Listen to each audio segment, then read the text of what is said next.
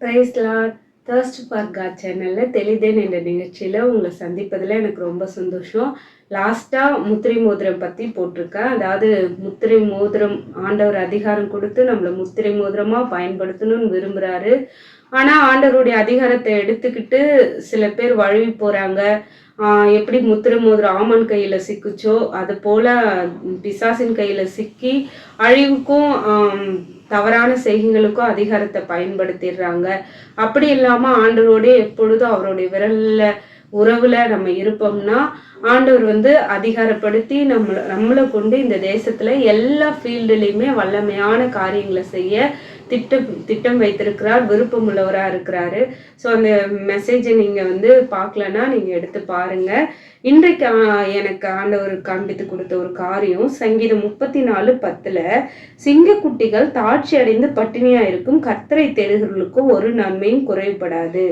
அதாவது இது தெரிஞ்ச வசனம், நான் ஏற்கனவே சொல்லியிருக்கேன். தெரிஞ்ச வசனமா இருந்தாலும் அதுல இருந்து நமக்கு தெரியாத காரியங்களை போதிக்கிறவர் தான் ஆவியானவர். அதனால தொடர்ந்து கேளுங்க, உங்களுக்கு பிரயோஜனமா இருக்கும். இங்க 2 விதமான காரியத்தை சொல்லியிருக்கு. ஒண்ணு சிங்கக்குட்டிகள், அது தாழ்ச்சி அடைந்துரும். இன்னும் ஒண்ணு கர்த்தரை தேடுகிறவர்கள். கர்த்தரை தேடுகிறவர்கள் எப்படிப்பட்டவர்கள்? யோவான் 10 சொல்லியிருக்கு. ஆட்டுக்குட்டி. தேவனை தேடுகிற எல்லாருமே ஆட்டுக்குட்டிக்கு ஒப்பானவர்கள். இப்ப சிங்கக்குட்டிக்கும் ஆட்டுக்குட்டிக்கும் உள்ள வித்தியாசத்தை தான் நம்ம பார்க்க போறோம். அதோட மேன்மையை நம்ம தேவனை தேடி தேவனை சார்ந்திருக்கும் பொழுது வரக்கூடிய மேன்மையை நம்ம புரிஞ்சுக்கிட்டா நமக்கு ரொம்பவே ஆவிக்குரிய வாழ்க்கைக்கு பிரயோஜனமா இருக்கும். ஒண்ணு சிங்கம், இன்னொன்னு ஆட்டுக்குட்டி. அதாவது ஒண்ணு செல்ஃப் டிபெண்டன்ட், இன்னொன்னு ஷெப்பர்ட் டிபெண்டன்ட். ஒண்ணு தன்னையே சார்ந்திருக்கிற ஒரு குரூப்பு, இன்னொன்னு தேவனை சார்ந்திருக்கிற ஒரு ஷெப்பர்டை டிபெண்ட் பண்ணி இருக்கிற ஒரு ஆட்டுக்குட்டி. இன்னைக்கு பாத்தீங்கன்னா நிறைய பேரோட வாழ்க்கையில, அதாவது நம்மளோட லைஃபோட ஸ்ட்ரக்சரே யாரையாவது ஒருத்தவங்களை ஹெல்ப்புக்கு நம்ம சார்ந்திருக்கிற மாதிரி தான் நம்ம உருவாக்கப்பட்டிருக்கோம். அப்படி நான் சப்போர்ட் சிஸ்டத்துல அதை பத்தி அப்படி ஒரு மெசேஜ்ல அதை பத்தி சொல்லியிருக்கேன். ஸோ நம்ம சார்ந்திருக்கிற பழகி இருக்கோம். ஆனா நம்ம சார்ந்திருக்கிறது நம்மளை ஏமாற்றும் பொழுது, அது நமக்கு நம்பிக்கை துரோகம் பண்ணும் பொழுது, அது ட்ரூத்ஃபுல்லா இல்லை, நான் இவங்கெல்லாம் நம்பி இருந்தேன், இவங்க எனக்கு உதவி செய்வாங்கன்னு நினைச்சேன், ஆனா எனக்கு இவங்க செய்யலை அப்படின்றது ஒரு பெரிய ஏமாற்றம். அந்த வேதனை ரொம்ப கொடுமையான வேதனை. அதனால நமக்கு ரொம்ப ஒரு கண்ணீரும் கவலைகளும் பாரங்களும் பெருகி போகும். அதாவது அழிக்க முடியாத ஒரு காயத்தை இருதயத்துல உண்டாக்கிடும். எப்பயுமே அப்படி நம்ம நம்பி இருந்த ஒருத்தவர்கள் நமக்கு நம்பிக்கைக்குரியவர்களா இல்லைன்னும் பொழுது அது நம்மளுக்கு ரொம்ப வேதனையை கொடுக்கும். அதுதான் எரேமியா 17 சொல்லியிருக்கு. மாம்சமானதை தன் புயபலமாக்கி கொண்டு மனுஷர் மேல நம்பிக்கை வைத்தா அதோட விளைவு தொய்வு. அந்த கரளையாய் போன செடினா அதாவது ஒரு தொய்வுல கொண்டு போய் விட்டுரும். அது எல்லாமே எப்பயுமே அப்படிதான். சில பேர் என்ன பண்ணிடுவாங்கன்னா, இந்த மாதிரி மனுஷங்களை நம்பி வருத்தப்பட்டவங்க என்ன பண்ணிடுவாங்க, அடுத்து ஒண்ணு பண்ணுவாங்க. எந்த மனுஷனும் பொய்யன், நான் யாரையும் நம்ப போறதில்லை, எனக்கு நான் தான், என்ன நானே சார்ந்திருக்கேன், என்ன நானே நம்புறேன் அப்படின்னாலும் அங்க இருக்கிற அந்த மெட்டீரியல், அந்த சார்ந்திருக்கிற அந்த விஷயமும் மாம்சம்தான். இங்க நம்ம அடுத்து அது வேணான்ட்டு சார்ந்திருக்க நினைக்கிற நம்மளும் மனுஷங்க, மாம்சம்தான். இந்த மாம்சம் என்னைக்குமே ஏமாற்றக்கூடியது. ஏன்னா அதால ஒரு கெப்பாசிட்டிக்கு மிஞ்சி எந்த ஒரு நன்மையும் நமக்கு செய்ய முடியாது. இந்த உண்மையை நம்ம புரிஞ்சுக்கணும். சிங்கக்குட்டிகளுக்கு எதுவுமே ஷெப்பர்ட் இல்லை. அது நான் என் வாழ்க்கையை நான் பார்த்துப்பேன், என் வாழ்க்கைக்கு நான் தான் ராஜான்ற மாதிரி வாழக்கூடியது. அது போல நமக்கு ஒரு ஷெப்பர்ட் இருந்துமே நம்ம வாழ்க்கையை நாமவே நடத்த முயற்சிக்கும் பொழுது அதோட விளைவுகள் தான் அந்த தாழ்ச்சி. ஆண்டவர் நம்மளை தாழ்ச்சியா இருக்க விரும்பல. ஆண்டவர் நம்ம ஒரு நன்மையும் குறைபடாமல் மகிழ்ச்சியா இருக்கணும்னு விரும்புறாரு. அந்த மகிழ்ச்சியை அனுபவிக்க நம்ம ஆண்டவரை சார்ந்து கொள்ள பழகி இருக்கணும். நீங்க வேதம் முழுக்க பாத்தீங்கன்னா ஆண்டவரோட விருப்பத்தை நீங்க பாத்தீங்கன்னா ஒரே விருப்பத்தை ஒரே வார்த்தையில சொல்லணும்னா ஆண்டவர் அவரை நாம சார்ந்து இருக்கணும்னு விரும்புறாரு. அதனாலதான் ஆடை ஓமையா சொல்லியிருப்பாரு. ஆடுகள் எப்பொழுதுமே சார்ந்துள்ள ஒரு மிருகங்கள். அதே போல சிறு பிள்ளைகளை போல நீங்க மாறலன்னா பரலோக ராஜ்யத்துல பிரவேசிக்க முடியாது. அப்படின்னா என்ன, நீங்க அந்த அளவுக்கு நம்ம எல்லாவற்றுக்கும் ஆண்டவரை சார்ந்து இருக்கணும்ன்றது ஆண்டவரோட விருப்பம். அதே போலதான் திராட்சை செடி கொடிகள், அதுவும் சார்ந்து இருக்கிறது. இது எல்லாமே ஆண்டவரோட விருப்பம். வேதத்துல ஆண்டவர் எதிர்பார்த்திருக்கிறது எல்லாமே சார்ந்து இருக்கிறத தான் ஆண்டவர் எதிர்பார்க்கிறாரு. அதாவது எவ்ரி விஷயத்துக்குமே, எல்லா விஷயத்துக்கும் நம்ம அவரையே நோக்கி அவர் முகத்தை பார்த்து பார்த்து செய்யணும்ன்றத அவர் எதிர்பார்க்கிறார். எல்லா டைமும் நம்ம அவருக்கு சின்ன விஷயத்த கூட தெரியப்படுத்தும் போது அதுல ஆண்டவர் மகிழ்ச்சி ஆகுறார். அப்படி இருக்கும் பொழுது ஆண்டவருக்கும் நமக்குள்ள ஒரு ரிலேஷன்ஷிப்பு, நல்ல ஒரு அண்டர்ஸ்டாண்டிங், நல்ல ஒரு ஸ்ட்ராங்கான ஒரு ரிலேஷன்ஷிப்குள்ள வருவோம். ஹியூமன் ரிலேஷன்ஷிப்ல அதுதான். எந்த ஒரு நபர் எல்லாத்தையும் எல்லார்கிட்டையும் யார்கிட்ட நம்ம எல்லாத்தையும் ஷேர் பண்றோமோ அவங்கதான் நமக்கு க்ளோஸ். ஸோ அந்த க்ளோஸ்னஸ் எதனால வருது அப்படின்னா ஷேரிங். ஆண்டவரோட நம்ம தெரியப்படுத்தி ஆண்டவரோட நம்ம எல்லாவற்றையும் ஆண்டவர்கிட்ட சொல்ல நம்ம பயிற்சி எடுக்கணும். அவரை டிபெண்ட் பண்ணி இருக்கிற அப்படின்றத ஆண்டவர்கிட்ட நம்ம அடிக்கடி நம்ம அதை காண்பிக்கணும் நம்மளுடைய நடக்கைகள்ல. இப்ப தாவீது பாருங்க, தாவீது ஒரு ரொம்ப ஒரு பெரிய சங்கீத புஸ்தகங்களை வாசிச்சு பார்த்தா அவர் ரொம்ப ஒரு செயின்ட் மாதிரி தெரிய மாட்டாரு. அவர் பல காயங்களால அடிபட்டு பாதிக்கப்பட்டு தொய்ந்து போன ஒரு நபரா தான் அவரை நீங்க பார்க்க முடியும். அந்த தாவீதோட லைஃப்ல இருந்தது எல்லாமே அவருக்கு பல துரோகங்கள், பலவிதமான காயங்கள், மனுஷரால ஏற்பட்ட நிந்தனைகள், சிறுமை, அவரோட நம்ம பட்ட எல்லா விஷயமும் தாவீதோட விஷயத்துல வந்துரும். அதுக்கும் மிஞ்சின காரியங்களும் தாவீதோட காரியத்துல இருக்கும். ஆனாலும் அப்படி இருந்தாலும் அவர் ஒருபோதும் தொய்ந்து போகவே இல்லை. அவர் தான் இந்த வசனத்தையும் எழுதி வச்சிருக்கிறாரு, ஆவியானவர் உணர்த்தி. அவர் என்ன பண்றாருன்னா, நான் தாழ்ச்சி அடைய மாட்டேன். சங்கீதம் 23 அவர் அழகா சொல்லியிருக்கிறார். காரணம் என்னன்னா, தன்னுடைய இயலாமையில கூட அவர் ஆண்டவரையே சார்ந்திருந்தார். இங்கதான் நம்ம மிஸ் பண்ணுவோம் நிறைய. நமக்கு ஆண்டவருக்காக அதை செய்யணும் இதை செய்யணுன்ற விருப்பம், ஆவிக்குரிய வளர்ச்சியில இருக்கிறவர்கள், ஆவிக்குரிய வாழ்க்கையில நம்ம அதிகமா மிஸ் பண்ற காரியம், ஆண்டவருக்காக வைராக்கியமா வாழணும், நான் ஆண்டவருக்காக அதை சாதிக்கணும் இதை சாதிக்கணும்னு நினைச்சு கர்த்தரை சார்ந்திருப்பதை விட்டுட்டு நம்ம ஆவிக்குரிய முயற்சிகளை எடுக்கும் பொழுது அது தொய்வுல கொண்டு போய் விட்டுரும். நம்ம முதல்ல கர்த்தரை சார்ந்திருக்கிறதுக்கு தேவையான அடிப்படையான ஒரு காரியம், என்னால முடியலன்றத ஒத்துக்கொள்ளணும். யார் ஒருவர் உதவி தேவைன்னு நினைக்கிறாங்களோ, தங்களுடைய இயலாமை உணர்றாங்களோ, அவங்கதான் முழுசா ஆண்டவரை சார்ந்து கொள்ள முடியும்.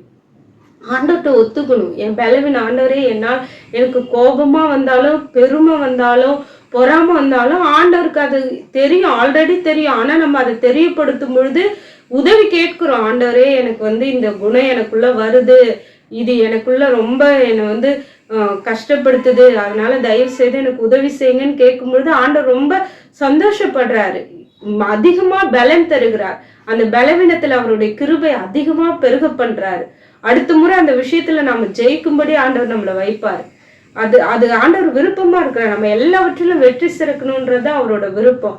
ஆனா என்னைக்கு பேதுரு மாதிரி அவர்கள் விட்டாலும் நான் விட மாட்டேன், என்னை யாருன்னு நீங்க பாருங்கன்ட்டு ப்ரூவ் பண்ணணும்ட்டு நம்ம ஒன்னும் செய்யும் பொழுது ஆண்டவருக்கே நம்ம நிறைய நேரத்துல ப்ரூவ் பண்ண நினைப்போம். நம்மள நான் வைராக்கியமானவன், நான் உங்களுக்காக அதை செய்வேன் இதை செய்வேன்ட்டு, நான் அப்படி ஜெபிப்பேன் அப்படி பாரப்படுவேன்ட்டு நம்ம ப்ரூவ் பண்றதுக்காக செய்ய ஆரம்பிக்கும் பொழுதே அங்க நம்ம என்ன பண்ணுவோம்னா, கண்டிப்பா பேசுறது என்னமோ ஆரம்பிச்சது என்னமோ சிங்கத்தை போல இருக்கும். முடிவு ரொம்ப தோஞ்சு போய் 10 நாள் பட்னி கிடந்த சிங்கத்தை போல தோய்ந்து போயிடுவோம்.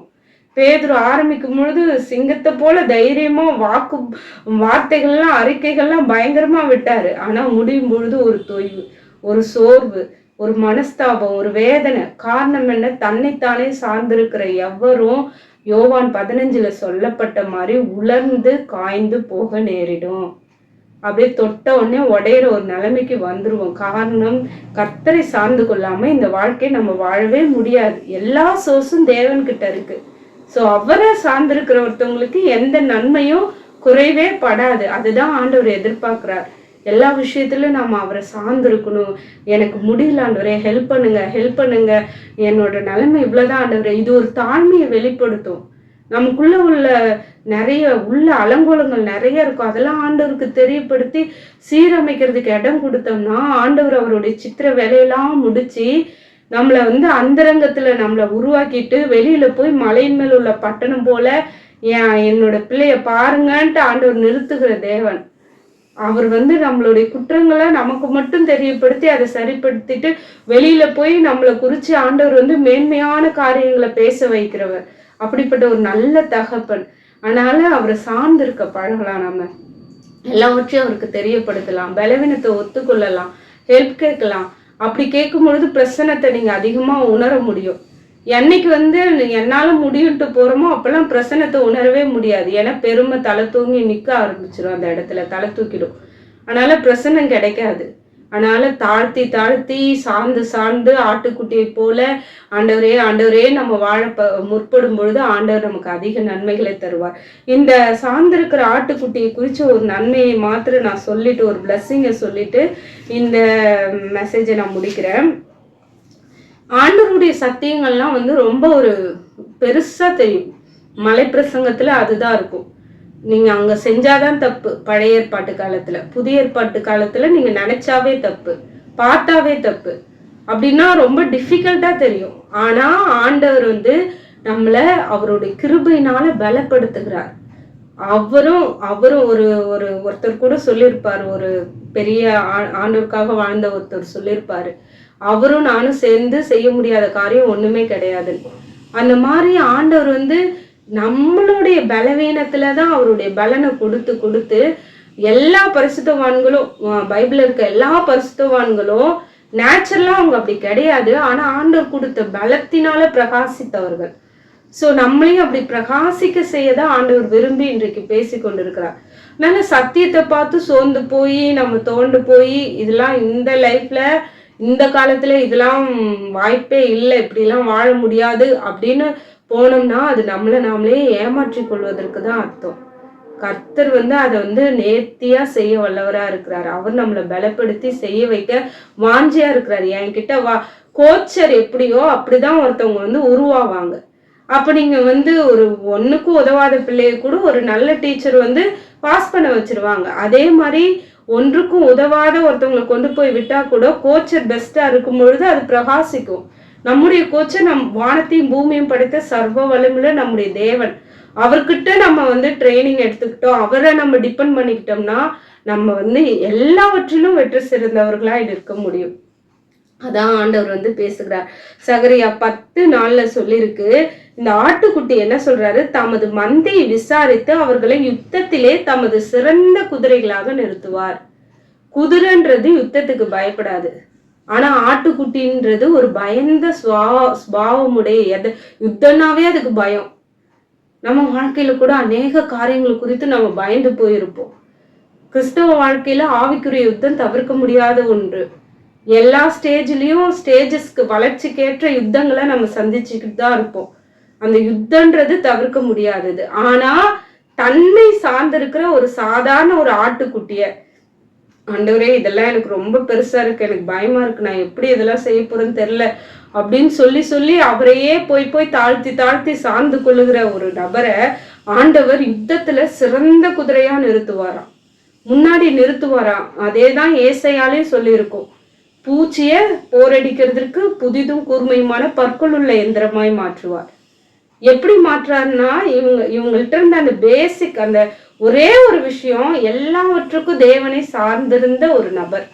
அப்படி இருக்கும் பொழுது கர்த்தர் யுத்தத்துல இவங்களதான் வல்லமை, ஆவிக்குரிய யுத்தத்துல வெற்றி சிறந்து வான மண்டல பொல்லாத சேனைகளை கலங்கடித்து ஜெயமுள்ளவர்களாய் ஆண்டவர் நிற்க வைப்பார். அதுதான் வந்து அப்போஸ்தலர் நாட்கள்ல நடந்துச்சு. ஒரு சாதாரண மீன்பிடி தொழிலாளர்களா இருந்தவர்களை, ஆட்டுக்குட்டிகளை போல இயலாமையில இருந்தவர்களை பரிசுத்த ஆவியானவர் வந்து யுத்தத்துல சிறந்த குதிரைகளை போல நிறுத்திட்டாரு. இப்ப வானமண்டலத்தில் உள்ள ஆவிகள்லாம் கலங்கடிக்கப்பட்டுச்சு. அப்போஸ்தலர் நாட்கள்ல எல்லா மந்திரவாதிகள்லாம் மனம் திரும்பினாங்க. ஏன்னா அங்க ஒரு ஜெயம் நடந்துகிட்டே இருந்துச்சு. ஆவிக்குரிய மண்டலத்துல எந்தெந்த ஏரியால இவங்க என்டர் ஆனாங்களோ அப்போஸ்தலர்கள், அந்தந்த ஏரியாவெல்லாம் இவங்க ஜெயிச்சாங்க. ஆண்டவர் அவர்களை சிறந்த குதிரைகளா எடுத்து பயன்படுத்தினார். இன்னைக்கு கூட கிறிஸ்தவ வாழ்க்கை ஒரு தோல்வியிலும் துவண்டு போயும் இருக்க வேண்டிய அவசியமே கிடையாது. நான் ஐயோ பிசாசு போராட்டம் அப்படின்னு சொல்லி நிறைய பேர் அது ரொம்ப பெருசா பேசுவாங்க. ஐயோ அப்படி இருக்கு இப்படி இருக்கு அப்படின்னு சொல்லி ரொம்ப அதை வந்து பயந்து ஆட்டுக்குட்டியை போல ரொம்ப புலம்பாம நம்ம அப்படிப்பட்ட சுபாவம் உடையவர்களா இருந்தாலும் கர்த்தரை சார்ந்து கொள்ளும் பொழுது கர்த்தர் நம்மள என்ன பண்றாருன்னா சிறந்த குதிரைகளா மாற்றி மோதி பாருன்னு நிக்க வைப்பார் ஆண்டவர். எல்லா பொல்லாத ஆவிகளின் சேனைகளுக்கும் நம்மளை கொண்டு சேலஞ்ச் பண்ணுவார் ஆண்டவர். ஜெயம் எடுக்க வைப்பாரு. நம்முடைய தோல்வி அவருடைய தோல்வி. அதனால அவரை சார்ந்து கொள்ளணும், அதுதான் முக்கியம். அதுக்கு பழகணும். அன்றாட வாழ்க்கையில இன்னையில இருந்து ஒரு தீர்மானத்தோட நம்ம வாழ ஆரம்பிப்போம். எல்லாவற்றுக்காக ஆண்டவரே என்ன செய்யணும் என்ன செய்யணும், எனக்கு ஹெல்ப் பண்ணுங்க, நான் எனக்கு ஞானம் இல்லை, எனக்கு இதை பண்ண தெரியல, எனக்கு இதில் என்ன செய்யணும் ஆண்டவரே, இப்படி ஒருத்தவங்க என்னை பேசும்பொழுது நான் என்ன பண்ணணும், எனக்கு கோபம் வருது, எல்லாவற்றிலும் உண்மையாக ஆண்டவருக்கு தெரியப்படுத்தி ஹெல்ப் கேட்க கேட்க கர்த்தருடைய பலன் அதில் விளங்கி பலமுள்ளவைகளெல்லாம் ஆண்டவர் வெட்கப்படுத்தி யுத்தத்துல சிறந்த குதிரைகளா நம்மளை மாற்றி ஆசிர்வதிப்பார். இந்த வசனத்தின்படி கர்த்ததாமே நம்முடைய வாழ்க்கையை ஆசிர்வதிப்பாராக. மீண்டும் ஒரு செய்தியில உங்களை நான் சந்திக்கிறேன். நன்றி.